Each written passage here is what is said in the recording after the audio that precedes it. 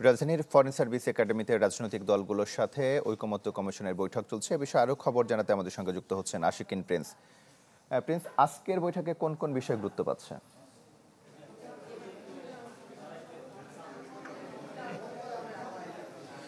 তমাল, আজকে ২১তম দিনের মতো আলোচনা চলছে রাজনৈতিক দলগুলোর সাথে।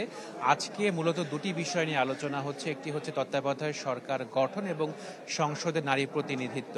একটি বিষয় যে তত্ত্বাবধায়ক সরকার গঠিত হবে এ বিষয়ে রাজনৈতিক দলগুলো একমত, তবে গঠন প্রক্রিয়াটা কিভাবে হবে সেটি নিয়ে কিন্তু এখন পর্যন্ত একমত হতে পারেনি রাজনৈতিক দলগুলো। সেটি নিয়ে আলাপ আলোচনা চলছে। বিএনপি, জামাত সহ ৩০টি দল এবং জোট এই আলোচনায় অংশ নিয়েছে।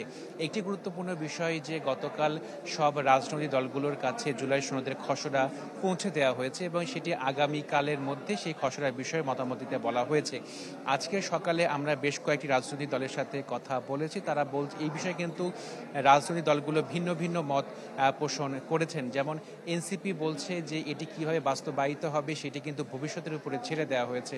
এনসিপির অবস্থান যে এই সরকারের সময়ই এই সনদের যে কথাগুলো থাকবে সেটি বাস্তবায়ন করতে হবে।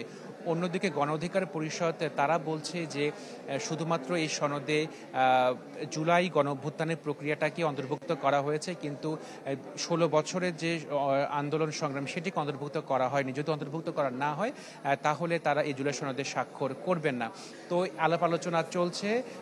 জাতীয় ঐকমত্য কমিশনের পক্ষ থেকে বলা হয়েছে যে ৩১ জুলাইয়ের মধ্যে তারা সনদটি চূড়ান্ত করতে চান। আশিক। প্রিন্স, আপনাকে ধন্যবাদ। রাজধানীর ফরেন সার্ভিস একাডেমি থেকে আমাদের সঙ্গে যুক্ত হয়েছিলেন আশিকিন প্রিন্স।